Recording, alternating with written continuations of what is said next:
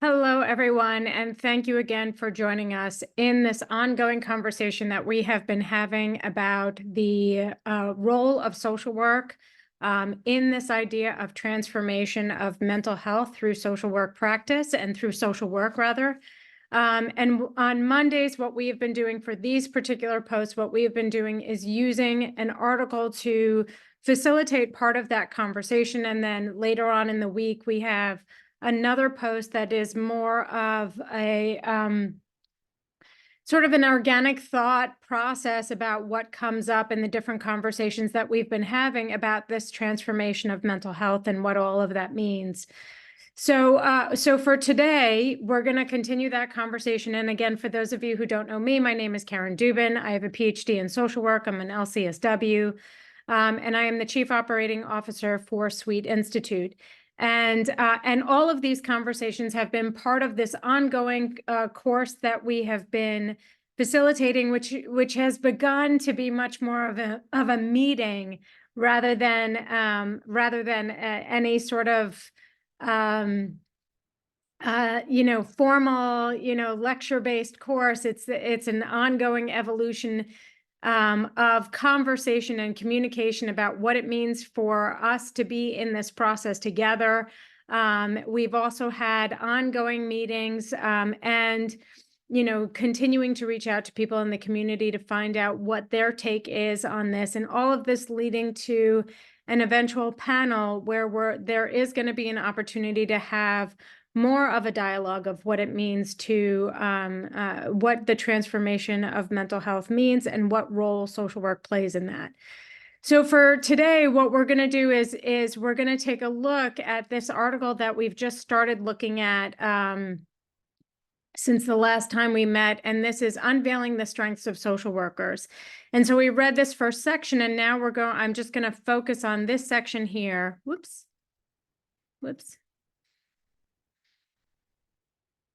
Nope. All right. So I'm just going to focus on this section here, allowing technology to do what it needs to do. The heart of empathy. At the core of every social worker is an innate ability to empathize. This strength allows us to connect deeply with people from all walks of life, understanding their struggles, fears, and aspirations. By listening without judgment and creating a safe space for open dialogue, social workers empower individuals to share their stories, fostering trust and healing. And so there's a couple of things in here that I want to talk about and address. One is, in the last session that we had, the last, session in the social work power certificate course that we had, the conversation that came up was about the uniqueness of what it means to be a social worker. And the watering down of that meaning because of the tendency or the experience that we all have had in people who are not social workers saying things like, oh, I'm a social worker, or I can do that just like a social worker, or they're provided with titles within their organization that say social work, but they're not actually a social worker. And so so it was a really interesting conversation in how does that happen, or what is the belief system behind this generalized concept of what it means to be a social worker, and that it's advice giving, or that it's something that anybody could do as long as you're kind-hearted and willing to listen. And so what role then do we as social workers play in the perception and the beliefs that do exist as it pertains to social work? And Tom has decided to join us for today's conversation.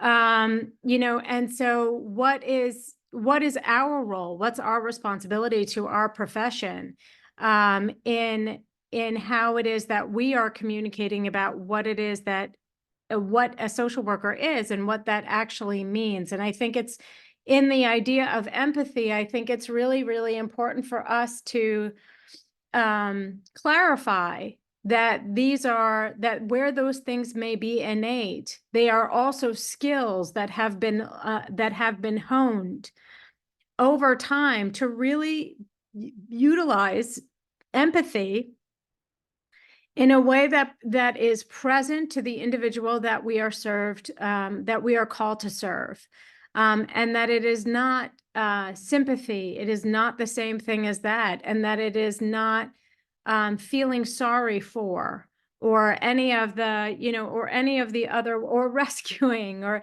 any other the ways that empathy can be misconstrued. And that just because it is innate does not mean that it is not a skill that gets honed over lots of time and training and experience.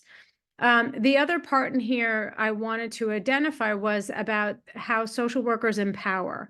And I think, there are a couple of different thoughts that I have about this. And one of them is my belief that everybody has power. And we exercise that power in lots of different ways. And sometimes there are ways that support us, and sometimes those ways end up undoing things that we want to do. So I think really and truly how social workers empower is to facilitate an opportunity for people to fully recognize and embrace their own sense of power, and thereby become empowered in that process. So I don't think it is something that we give to people in terms of we are empowering someone. I think it is about working with people to really identify that they have their own power and how it is that they choose to use it in a way that really supports them in the life that they want to have. So that's it for me. I'd love to hear what your thoughts are about this, and to continue on in the conversation. Please do click the box below and make a comment. We'd love to hear from you. Have a wonderful rest of your day, and we look forward to seeing you next time.